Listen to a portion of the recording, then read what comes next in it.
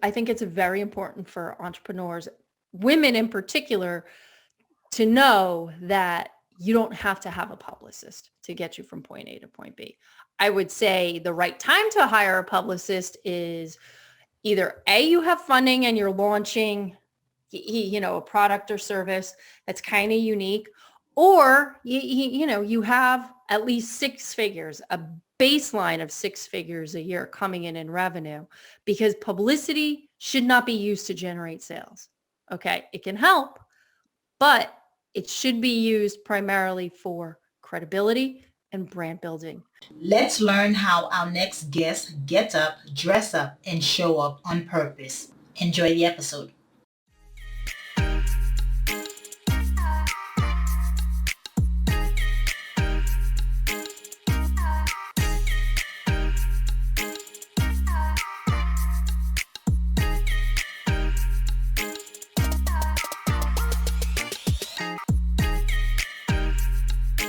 Hello, morning enthusiasts. Welcome to the Best Morning Routine Ever podcast. I am your host, Dr. Lunid, and today I have the honor of introducing a very special guest to the show, Kristen Marquette. She has been a publicist and business owner for over 14 years. And as an owner and creative director of Market Media, Kristen oversees the daily operation of the business while executing client campaign. So I'm looking forward to see what she does. We're going to talk about her morning routine, but you know what? Let's get right into it. Kristen, welcome to the show. Well, thank you so much for having me. I'm so excited to be here. Yes, it's my absolute pleasure. I honestly love a hero's journey. So I want to hear, and everyone else wants to hear, tell us about your journey thus far. What got you to get into this field?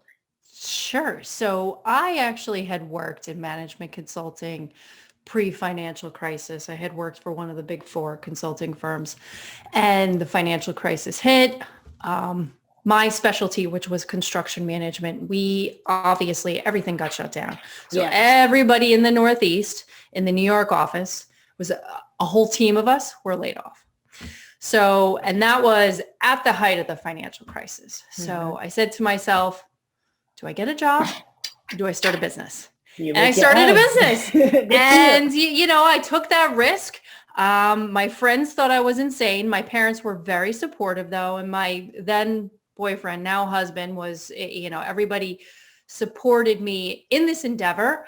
And within 6 months of going from freelancer to agency, I scaled up to 30 clients, had a full team, was serving a bunch of different industries.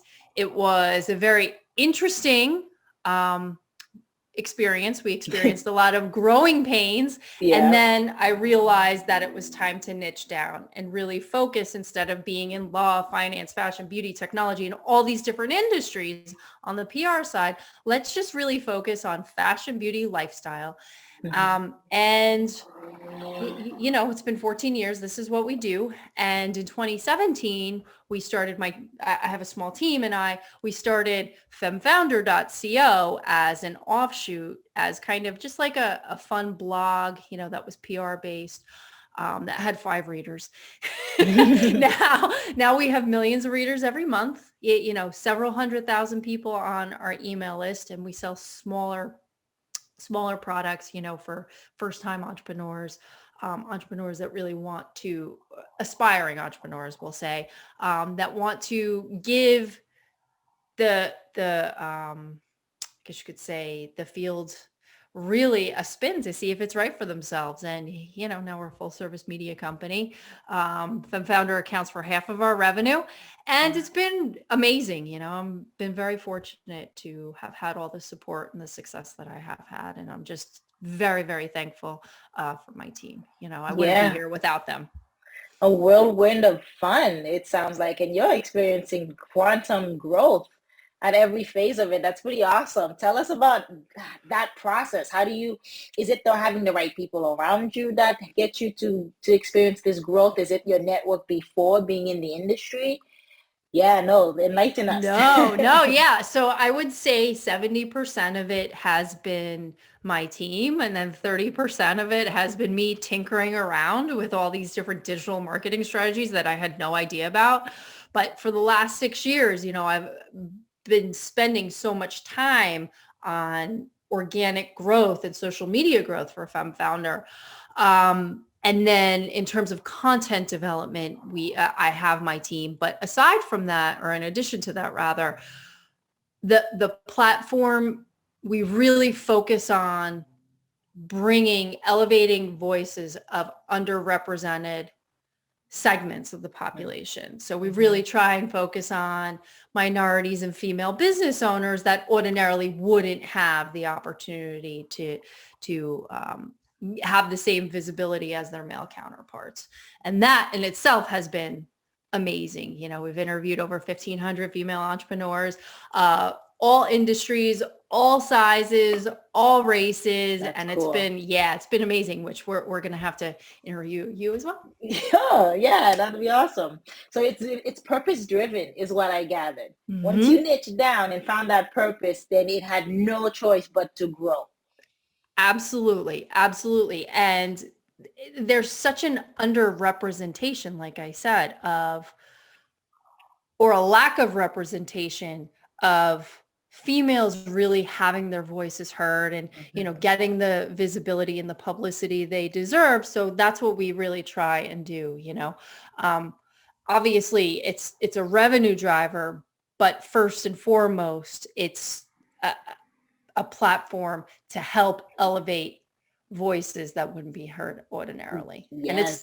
And it's actually really cool, and like I said, I've been very fortunate to have had the growth that we've had. Yeah, I'm super intrigued about the blog segment of it and how you can monetize that and grow it. If somebody was considering that option, what are some tips you would provide? So if you're just starting out, obviously you really want to focus on producing quality content that's useful, but also optimized for organic search, so you're gaining visibility on Google and Bing and Yahoo, but you're also providing value for free to potential readers, potential customers. And I would say for the first 3 months, just focus on building your traffic. Come up with an organic strategy that's going to help you get to that 10,000, 20,000, 25,000, 50,000 page view benchmark. Then you can look at working with advertisers and sponsors. One other way to start monetizing right out of the gate is to create like digital downloads, $10, $20, $30 ebooks, video sequences, anything to get your name out there, but also generate enough of income so that you can allocate that to other forms of marketing. That's really the way that you can grow today. Unless, of course, you're producing content like 10 times a day or 100 times a day, like Entrepreneur and Forbes and BuzzFeed and all those. But let's admit it, a blogger that's just starting out, they don't have the bandwidth. Right. So, you have to be strategic and smart with how you're going to put out your content. Yeah, being strategic about it and also knowing who your target audience is. So because that I find that it's imperative to know who you're talking to. Again, that goes back to that branding, that voice that you want to be able to speak, almost like jump in the conversation that's already going on in their head. And absolutely. They can see that you understand them, you get them. Yeah. Tell us about what's your favorite part about being a publicist.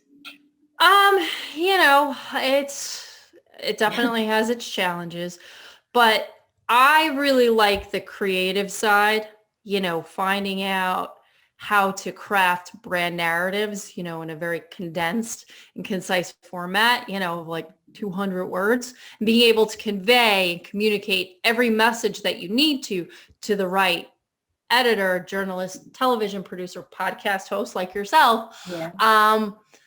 While also still providing value, and making the media professional's life easier, but it's really about figuring how to determine the best way to communicate a message. I really like the creative side. I really like the strategic side too. But don't be misled by that. It's a very, very stressful job, the fact of the matter is you're only as good as your last media run, you know? So if you don't have something come out for 2 weeks, your clients are going to look at you and be like, well, what have you been doing? Why am I paying you? Because it's not advertising. Nothing is guaranteed. Mm-hmm. So, you know, the expectation that you're going to deliver day after day, week after week is there. And it could be very stressful if you're kind of in a lull, and that it happens to the best of us. You know, I mean, I've had clients that have had 20 media runs come out in 1 month, and the next month they don't have anything. So, you know, it's being strategic, being smart, and trying to stagger what your results are so that your clients are happy, you're managing their expectations, but you're also feeding the media what they need. Mm-hmm. So when you say media run, walk us through that. What kind of work is being delivered for your clients? So a media run is simply just a media placement. It could be a quote. It could be an interview, a feature story, a book review, a product review, podcast interview, television interview. It could be any outward facing form of publicity that the client gets. A hit is called when you get the attention of an editor or television producer or podcast host. When the actual coverage comes to fruition and you see it run on a website or in a magazine or a newspaper or on television, that's the actual run. That was successful. Yes. Okay. Yeah, that makes sense with the especially with the podcast, right? When it goes live. And then if there's a code or you get reached out back to from the listeners, then it was a successful campaign or media run, as you call it. Right. Cool. Yeah. Thanks for clarifying that. You're welcome. Made it very easy. Now, for your industry in particular, what are some things that you want to debunk, right? People can think that it's going to be, especially for SEO, right? Like it's going to be a 30-day venture, but in reality, it takes 3 to 6 months, right? What are some other things you want to debunk? Yeah, well, the other thing is on the PR side, you don't need to hire a publicist to get you media coverage. All right. I've had friends of mine that have been their own PR people, and they've generated amazing results without spending $5,000 or $10,000 a month hiring a firm. So don't think that you need to have this massive PR budget to get featured, you know, on top news or business or industry websites and magazines and newspapers and podcasts. You just have to be thoughtful with how you're crafting your pitch, what you want the pitch to say, how it's conveyed, and ultimately, again, going back to what I said 5 minutes ago, delivering value to the media professionals' audience and making their life easier. In large part doing their job for them. That's really what it comes down to. And I think it's very important for entrepreneurs, women in particular, to know that you don't have to have a publicist to get you from point A to point B. I would say the right time to hire a publicist is either A, you have funding and you're launching, you know, a product or service that's kind of unique, or you have at least 6 figures, a baseline of 6 figures a year coming in revenue, because publicity should not be used to generate sales. Okay, it can help, but it should be used primarily for credibility and brand building. Okay, and also when it comes, yeah. You know, I had a client when I first started in the industry who was a fashion designer. One cover of Oprah magazine, the print version, Oprah wore her shirt and she sold 10. We were preparing for 1,000 orders. She got 10. So that's just a perfect example that publicity in itself should not be used solely to get sales. I like that. Yeah, no, that's a huge one, because everyone's walking around like, I get on a podcast, I'm going to get sales. I get on a reporter, I get on Good Morning America, my book sales are going to soar. And you're saying, no, it should just be brand awareness. People, you need to kind of let your word, put your name out there. Yep. And becoming a thought leader. becoming the go-to expert in your industry. It took me like 15 years to get to where I am. All right. It didn't happen by accident. I mean, you have to realize that you need an integrated approach, okay? Integrated digital marketing strategy.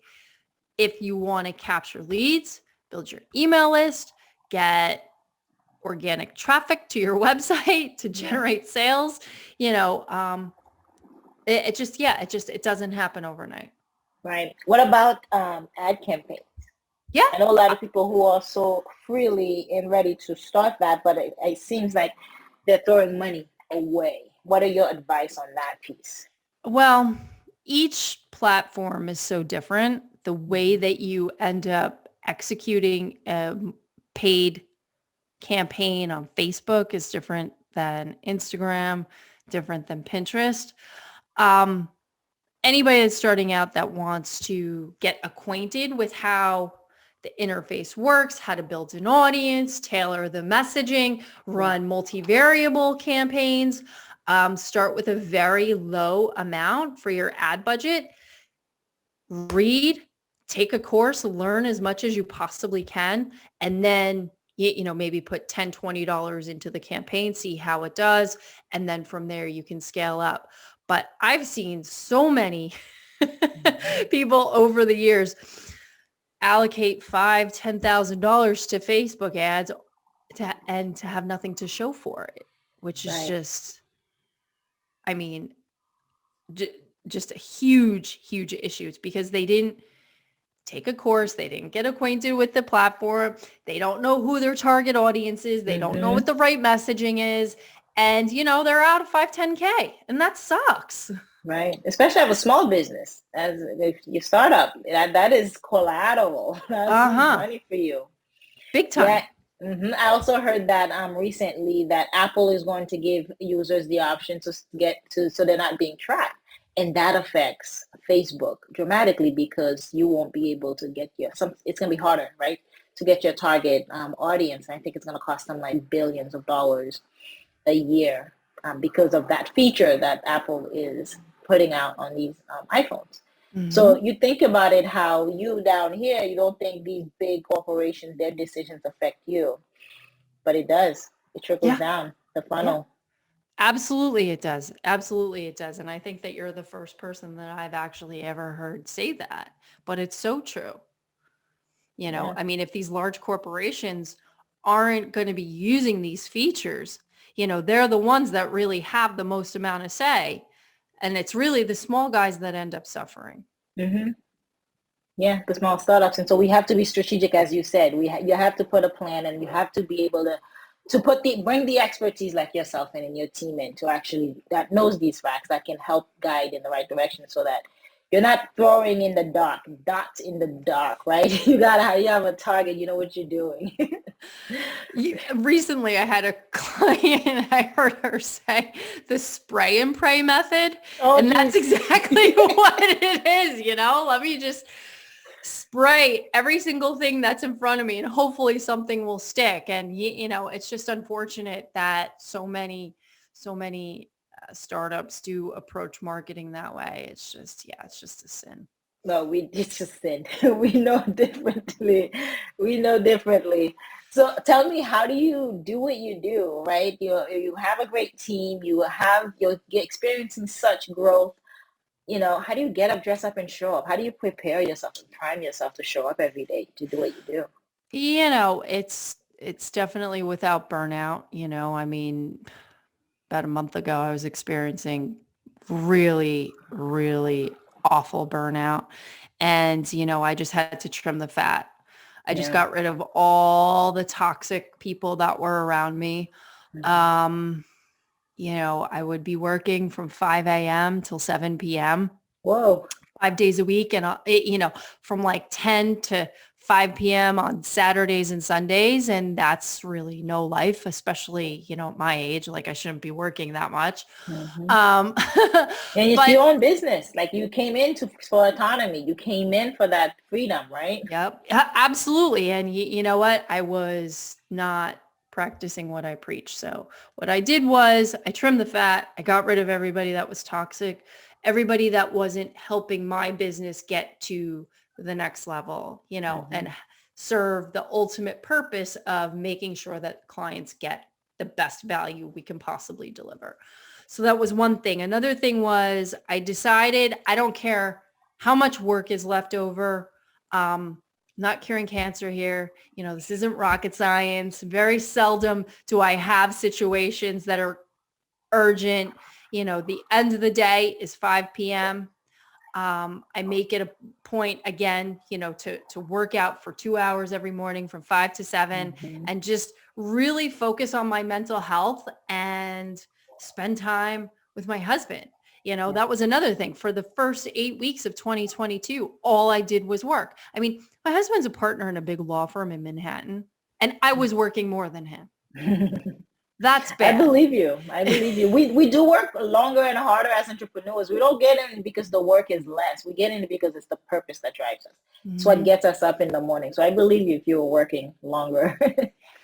Yeah. And it wasn't good. But like I said, I just got rid of everything that wasn't serving me, serving my team's future. And then, we just established boundaries, and all of last year was a banner financial year for us, 2021. And listen to this. I mean, we were working like 30 hours a week. It was perfect. It was perfect. And then coming into this year, I had all my resolutions. I said, this is going to be great. We're going to grow by 15, 20%. We're going to maintain pretty much like our 4-day work week. Yeah. And then lo and behold, what happens? 70s. Yep. I ended up being consumed by a business that was just flipped on its head and not in a good way. So, took the reins back and here we are. Yeah, you said something very important earlier, that you made the time to work out 2 hours a day, to spend time with your husband, quality time, to actually fuel you, right? Because working out does do that. It gives you the energy, the stamina to go on longer, where you're not burnt out, where you're so exhausted at the end of the day, you can't even sit for a dinner or enjoy a amicable conversation because you're burnt out or you're still thinking about work. And so, I think that's the beauty of the morning routine and meditation, and then like having that in place for self-care before you show up to the rest of the world, to your clients, to everyone else. Right. Because, your morning, I don't care if you're a morning person or a night person, your morning sets the tone for the rest of the day, and most of the time, if you have a crappy morning, you're going to have a crappy day. There are those certain exceptions, those outlier days where you have a really bad morning and the day turns out to go well. But it really is creating a morning routine that helps you set the tone for a positive day, regardless of what comes your way. It is so linked, honestly. The morning is linked to the rest of the day. And then if you win that day, you win the week, you win the month, and then you have a successful year, and you rinse and repeat. Yep. Those are habits. We first create our habits, and then our habits create us. They get us on a momentum. You get us on a flow where even if we don't feel like it, you get up this morning I don't feel like working out. But your body remembers it, muscle memory. That's what we're doing. And then you go right into it, and then it has a better day because of it. Yep. So it's powerful. Absolutely. I absolutely agree with you. Yep. Yeah. I mean, the morning miracle, the miracle morning wasn't written just because, like your mornings are the most important part of your day. Yeah, I totally agree. So tell us, where can we find you, Kristen? How can we connect with you? Sure. So you can connect with me on Twitter. It's at Kristen Marquet. So it's KristinMarquet. And our website is marquet.company. I know it sounds weird. Most people are like .com. I go, no, .company. And then there's FemFounder, which is femfounder.co. Very nice. Yeah. Thank you for sharing. This has been very insightful in just knowing what the process is like, right? Of being a publicist and how you can brand yourself and bring that awareness. I think the nugget you dropped in here was those those appearances are not to generate sales. You should already have that in place, but it's to actually be the expert matter. Mm-hmm. It's to Well build said. authority. Yep. I couldn't have said it better. I took it from you. I was so blown by that. I was like, man, how come I've not heard this? We really, really appreciate you coming on and sharing with us, Kristen. Thank you, thank you, thank you. Well, thank you so much for having me. I really enjoyed having this conversation. Such a pleasure. Hope you enjoyed today's episode. Please comment and tell us what was your favorite part, your favorite habit that you are going to try out for yourself today. Comment below. If you haven't already, be sure to subscribe. Until next time, I will see you at the top of your best morning routine ever. Stay blessed.